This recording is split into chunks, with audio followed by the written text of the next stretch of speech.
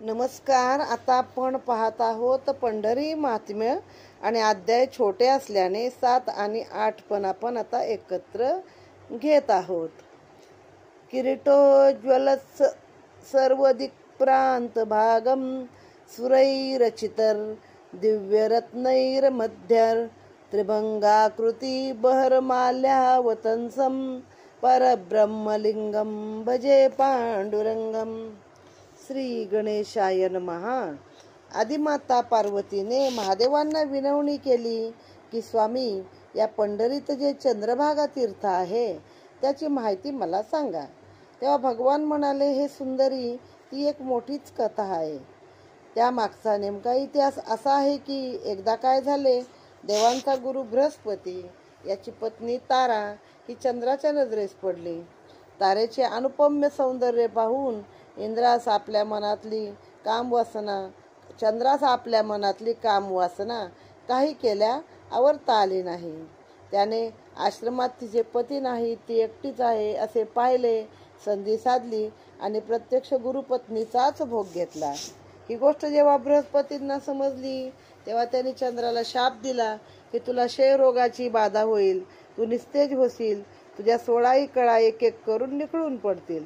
तेव्हा मग चंद्राने तो महाभयंकर शाप ऐकला आणि त्याचे डोळे खाडकर उघडले. त्या शापापेक्षाही कितीतरी पटीने मोठे असे वाईट कर्म आपल्या हातून घडले आहे.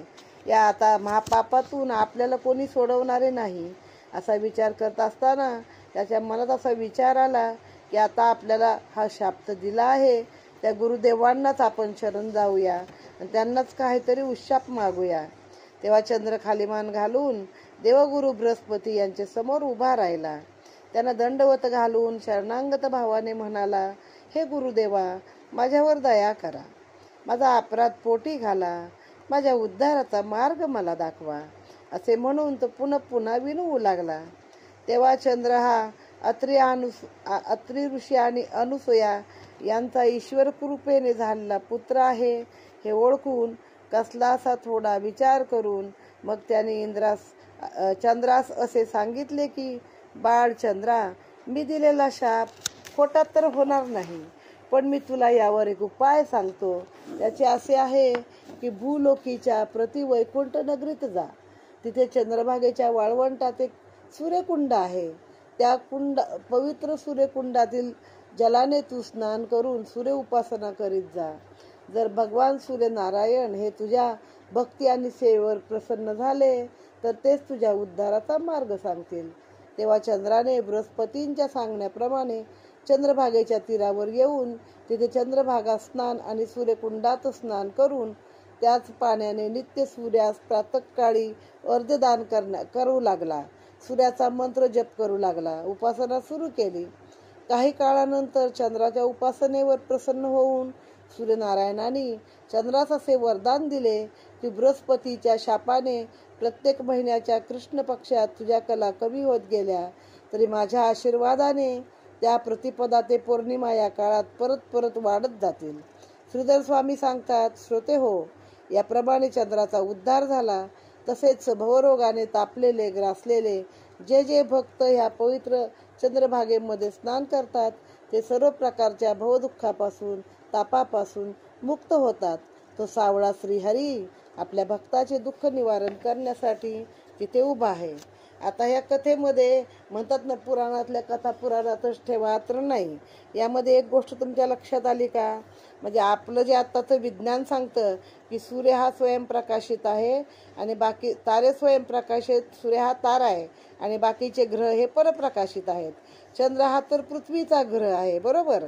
आणि मग त्याला काय सांगितलंय, सूर्याची उपासना कर, त्याच्या कृपेने तुझा शाप जाईल. म्हणजे बरोबर त्याच्यापासूनच तेज घेतो ना चंद्र.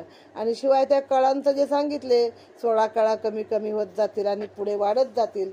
मग ते जसा जसा तो पृथ्वीच्या आणि सूर्याच्या कक्षेतून मागे पुढे होत राहतो, स्वतःभोवती फिरत राहतो, तशा त्याच्या त्या कला कमी जास्त होतात. म्हणजे त्या विज्ञानाशी देखील हा रेफरन्स आपला जोडला गेलेला आहे. आता आपण प्राकृतमध्ये पाहूया. श्री गणेशाय नमः. श्री पंढरीनाथाय नमः. श्री कृष्णाय नमः. भवानी म्हणे शंकरा, जय जय त्रैलोक्या आधारा, चंद्रभागा नाम सरोवरा, काय म्हणून बोलती. शिव म्हणे ऐक पर्वत नंदिनी, तारा बृहस्पतीची पत्नी, बृहस्पती हा देवांचा गुरु. चंद्रे भोगिली म्हणून शाप दिला गुरुने, म्हणे चंद्रापतिता नष्टा, पापरूपा परमभ्रष्टा, अपपर्णेनसी पापिष्टा, महादुष्टा दुर्जना. ऐसा तू अभाग्य, तुझ लागो देशय रोग, कळा तुटोनी वेगे, हो का अंग तुझे आता. सकळ देवाचा गुरु, इंद्रजाचा आज्ञाधारू, त्याचा आता शरण जाऊ निर्धारू, दुधा विचारणे कामा. मग गुप्त रूपासी येऊन चंद्रे घातले लोटांगण, म्हणे मी अन्याय संपूर्ण, मज लागोनी तारावे. यात बघा त्याला शाप काय दिलाय, तुला क्षय होईल. क्षयरोग म्हणजे आताच्या काळातला टीबी, म्हणजे हळूहळू जिजत जातो माणूस. म्हणजे तो असं काय वाईट कृत्य करतात बहुतेक वेळा त्या काळामध्ये, किंवा अति स्त्री संघ, त्यांना टीबीच व्हायचा होतो. तर त्याचा पण हा रेफरन्स आहे विज्ञानाचा, की चंद्राला पण शाप काय मिळाला, तुला टीबी होईल, क्षय होईल, आणि तुझं अंग हळूहळू एक एक एक एक गळत जाईल.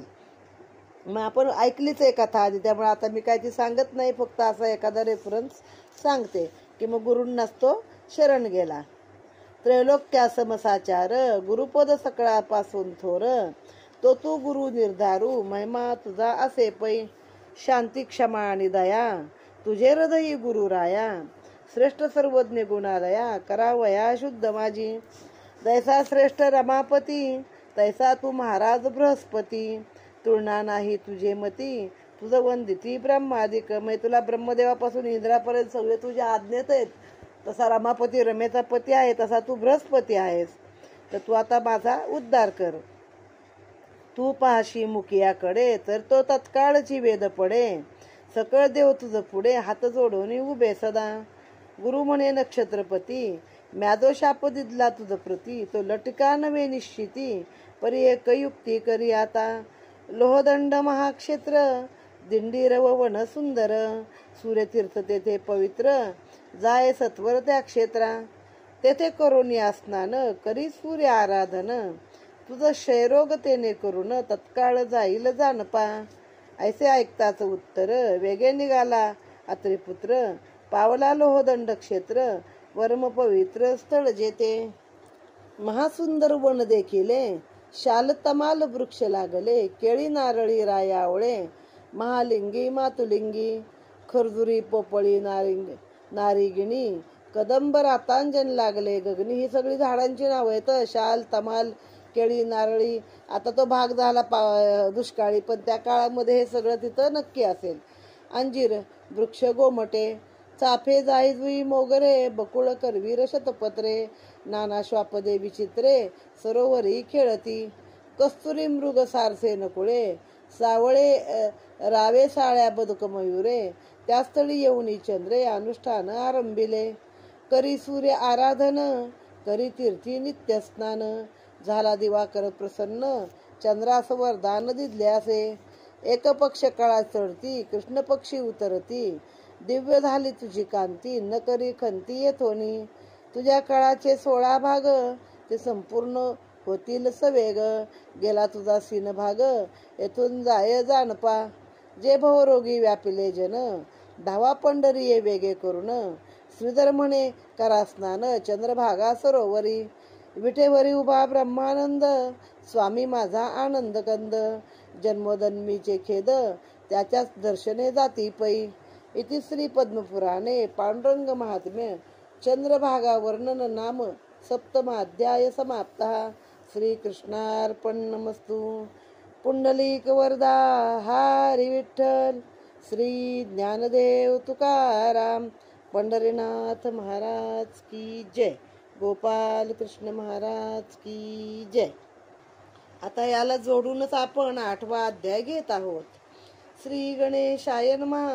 अंबिका म्हणे कर्पूर गौरा, पांडुरंगा हृदय माळा सुंदरा, ते मुक्तवाळी की काय चतुरा, श्रीहरा सांगविते ते षडाक्षर माळा, हृदय धरली अवलीळा, तिचा प्रकार जाश्वनिळा, समूळ मज सांगाजी.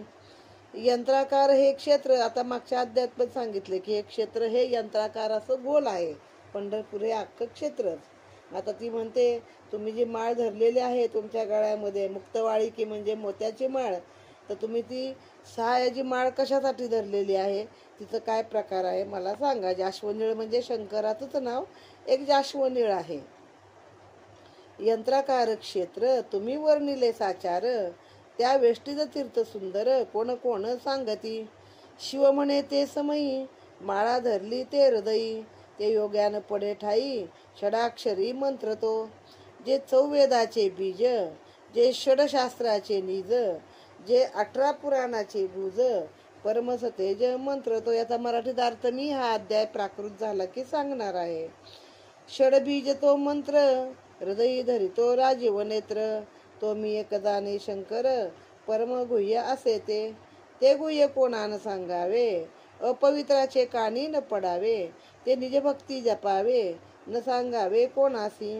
तो मंत्र ते भक्त जपत, त्यांचे हृदयी बसे रमाकांत, तो सदा सर्वदा निश्चित आनंद रूप वर्तती. निरसे सकळ संकट व्यथा, पुनरावृत्ती सर्वथा, नाही तत्वता प्राणिया. म्हणजे पुन्हा हे विठ्ठल विठ्ठल नाव घेतलं षडाक्षरी हे प्राणी मात्राला पुन्हा पुन्हा जन्म मरणाच्या फेऱ्यामधून सुटका मिळते असं सांगितलेलं आहे. हे गुह्य ज्ञान आहे, पापी लोकांनी सांगू पण नका आणि त्यांना ऐकू पण नका असं पण सांगितलेलं आहे.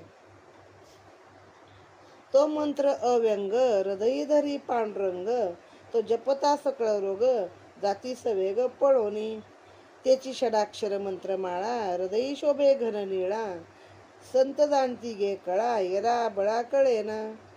नाना वेद शास्त्र पडता, तो मंत्र न ये हाता, तवन तुटे भव भय व्यथा, बहु तपता तपे व्रते. आता क्षेत्राभोवती तीर्थे, ती तुझं सांगतो कांते, बिंदू तीर्थ वर्णले होते, ते मुख्य स्थान हरीचे. ते बिंदू तीर्थ आणि क्षेत्रमूर्ती दोन्हीचे मध्यभागी पार्वती, भयानक भैरव मूर्ती, क्षेत्रपाळ तेथे असे. त्याचे करून या पूजन, आधी समर्पावे बलिदान, त्यास न करता नमन, हरी अर्चन व्यर्थ गेले. त्या भूषण भैरवाचे उत्तरी, समीपेची परम सुंदर, कुंडल तीर्थ परिकर, परम पवित्र स्थान पै. कोणे एके समय घन निळे, दैत्यासी बहुयुद्ध केले, तेथे ठेविली होती कुंडले, म्हणून नाम पडले त्याची. या तीर्था समीप जाण, महाउत्तम नरसिंह स्थान, त्या तीर्थाकरता स्थान, सप्तगोत्रा उद्धार. आता आपण फक्त जातो पांडुरंगाचं दर्शन करून येतो. चंद्रभागा परत एवढी घाडी करून ठेवली की आपण तिथंच आंघोळ करत नाही, तर ही बारकी बारकी तीर्थ काय आपल्याला कुठं आहेत ते आता दिसत पण नाही. आता काशीला पण भैरवाचं मोठं मंदिर आहे की ते भैरव या सगळीकडचे क्षेत्रपाल असतात, म्हणजे नगरीचं रक्षण करणारे असतात. पण पंढरपूरला कुठं भैरवाचं क्षेत्र मला अद्याप माहीत नाही. आता यावेळी गेलं की मी पण नक्की ते बघून येईल कुठं आहे भयानक भैरव मूर्ती. बिंदू तीर्थ आणि क्षेत्रमूर्ती या दोघींच्या मध्ये सांगितले भैरवाची मूर्ती आहे म्हणून. आता हे कुंड देवाने एकदा युद्ध करताना आपली कुंडल तिथं ठेवली म्हणून त्याचं नाव कुंडल तीर्थ पडलेलं आहे एका ठिकाणी. बिंदू तीर्थाच्या वायव्य कोणी, या तीर्था समीप जाणं, महाउत्तम नरसिंह स्थान. असं आपल्या साती गोत्राचं तिथं नरसिंह स्थानामध्ये स्नान केलं तर उद्धार होतो. बिंदू तीर्थाच्या वायव्य कोणी, 3 योजने दुरी तेथुनी, नरसिंहपूर उत्तमावनी, भीमा नीरा दोन्ही समते. तिथं भीमा आणि नीरेचा संगम आहे वायव्य कोणात सांगितलंय. ते भीमरती वाहे सुंदरी, 3 गावे ते पंढरी, तेथून तीर्थ निर्धारी, सांगतो अनुक्रमे ऐकपा. अगस्ती तीर्थ उत्तम, त्या अलीकडे गणेश तीर्थ सुगम, संकर्षण तीर्थ परम, अनुष्ठाना योग्य ते. तेथून मग बळी तीर्थ, त्याहून पलीकडे ब्रह्मतीर्थ, कलश तीर्थ पितृतीर्थ, चक्रतीर्थ रमापती तीर्थ, शंखतीर्थ गदातीर्थ, कल्हार तीर्थ शक्ती गोपतीर्थ, पुंडलिक मुक्तिक सुशोभित, संगम तीर्थ सोमेश्वर ते. सूर्य सरस्वती पाशुपत्य, दुर्गा हरिहर तीर्थ, मत्स्य कुर्म वराह तीर्थ, नरसिंह तीर्थ संगमी. संगमी नारदापासूनी, शतधनुष्ये पूर्णावनी, सिद्धेश्वर ते स्थानी, महासिद्धी स्थळ ते. त्याच्या आग्ने कोणी उत्तम, रमारमण मेघश्याम, ते मूर्ती ते उत्तम, दर्शने परम पापहारे. त्याच्या नैऋत्य भागी जाण, त्रिपुर सुंदरी उत्तम स्थान. तेथे एक कोसासे जाण, महासिद्धी स्थान ते. क्षेत्राची जे पश्चिम, सोमेश्वर देव उत्तम. पद्मातीर्थ परम, पद्मोद्भवे स्थापिले. सकळ सिद्धीचे स्थापन, येथे करी चतुरानन. तेथून दुर्गास्थान, मा उत्तम विराजत. चतुरानन म्हणजे कोण? ब्रह्मदेव. ब्रह्मदेवाला 5 शिरा आहेत, 4 शिरा आहेत 5 शिरा आहेत शंकराला आणि 6 शिरा आहेत कार्तिक स्वामीला. ते सुंदर दुर्गास्थान क्षेत्र, तेथून दुर्गास्थान महाउत्तम विराजत. ते सुंदर दुर्गास्थान क्षेत्रापासून कोसपूर्ण. रामावतारी स्थापन, रघुवीरे केले तियेचे. तेथे रामे केले अनुष्ठान, मग वदिला दशानन. क्षेत्राची 3 रूपे पूर्ण, ते सांगेन तुझ प्रती. नकर चाप चक्र, त्रिरूप भासे क्षेत्र. जाबाला तीर्थाहुनी चक्राकार, दिसे सुंदर क्षेत्र ते. नरसिंहपुरापासून पाहता, धनुष्याकृती दिसे तत्वता. सूर्या लागून अवलोकिता, चक्राकारे भासत. आणि या क्षेत्री पाहे, अद्भुत एक दिसतसे. दोन्ही प्रराचा समय, साधून येती भागीरथी. पाताळीहुनी अद्भुत, भागीरथीचा लोट येत. एकची जय जयकार होत, सुरवरांचा ते दवा. सकळ देव आणि ऋषी, दोन्ही प्रहर समयासी. स्नान येती चंद्रभागेसी, नित्यकाळी अद्यापी. ते समयाचे स्नान, कोटी यागाचे क्षेत्र पूर्ण. श्री विठ्ठल दर्शन घेता संपूर्ण सुख होय. ब्रह्मानंद कृपा कर, पंढरी ठेवून कर. भक्ता लागी श्रीधर, वाट पाहत उभा असे. इति क्षेत्र वर्णन नाम अष्टमाध्याय समाप्तः. श्री कृष्णार्पण नमस्तु. आता हाच अध्याय आपण कथा रूपामध्ये पाहूया. श्रीधर स्वामी सांगतात, पार्वतीने विचारले, स्वामी तुम्ही कोणत्या देवाचे ध्यान करता आणि का करता हे मला सांगा. पण हे नेमके नाम कोणते आहे आणि त्याचे महत्त्व काय आहे हे मला तुम्ही सांगा. त्यावर भगवान म्हणाले, देवी मी माझ्या कंठात धारण केलेली नाममाला ही षडाक्षरी आहे. मुळात त्याच्या कंठामध्ये रामाचं नाव आहेच पहिलं. आणि मी माळा धारण केली ती 6 अक्षराची आहे. ते नाम म्हणजे विठ्ठल विठ्ठल किंवा विठ्ठलाय नमः असे आहे. या नामाचा प्रसन्न चित्ताने जप करत असताना मी वैखरीने ते नाम घेतो. श्रवणाने श्रवण करतो. आंतरिक ध्यानाने त्या बिंदुस्थानावरील सावळी सुंदर सुकुमार विठ्ठल मूर्ती डोळ्यासमोर आणतो. म्हणजे जिभेनं मी त्याचं नाव घेतो, मनामध्ये त्याची मूर्ती आणतो डोळ्यापुढं. आणि ती सावळी सुंदर मूर्ती जी बिंदुस्थानात वसलेली आहे तिचं ध्यान मी करतो. त्या ध्यानामध्ये मी रममाण होतो. माझे ध्यान आणि माझी नामसाधना ही अशी चालते. आता या नामाचा महिमा काय, त्याचे हित काय ते ऐक. या मंत्राचा जप केला असता सर्व प्रकारच्या पापाचा नाश आणि संकटाचे निवारण होते. असे हे षडाक्षरी नाम उपासकाचे प्रापंचिक आणि परमार्थिक कल्याण करते. तसेच ते जीवनाची जन्ममरणाची बेडी देखील तोडून मुक्ती देखील देते. या मंत्राने सर्व भवताप दूर होतात. हे नाम उपासकास सर्व सुखे प्राप्त होतात. हे प्राणप्रिये, आता पांडुरंग नगरीतील बिंदुस्थानाच्या जवळची जी क्षेत्र आहे, तीर्थ आहेत छोटी छोटी, त्यांची माहिती मी तुला आता सांगतो. मग आपण आता जी अध्यायात वाचली ना तीच माहिती सांगितलेली आहे. श्रीहरीचे मुख्य स्थान पूर्वाभिमुख आहे, म्हणजे पूर्वेकडे तोंड करून आहे. हे बिंदुस्थान आणि क्षेत्रमूर्ती यांच्यामध्ये भव्य दिव्य अशी एक भैरव मूर्ती आहे. तोच हा क्षेत्राचा क्षेत्रपाल आहे. त्या क्षेत्राचे भजन पूजन दर्शन केल्याशिवाय विठ्ठलाचे दर्शन घेऊ नये असा दंडक आहे. या भैरव मूर्तीच्या उत्तर दिशेला कुंडल तीर्थ नावाचे तीर्थ आहे. एकदा भगवान महाविष्णूंनी एका दैत्याशी युद्ध करताना आपली कुंडले तेथे ठेवली होती, म्हणून त्याला कुंडल स्थान असं नाव मिळालेलं आहे किंवा कुंडल तीर्थ.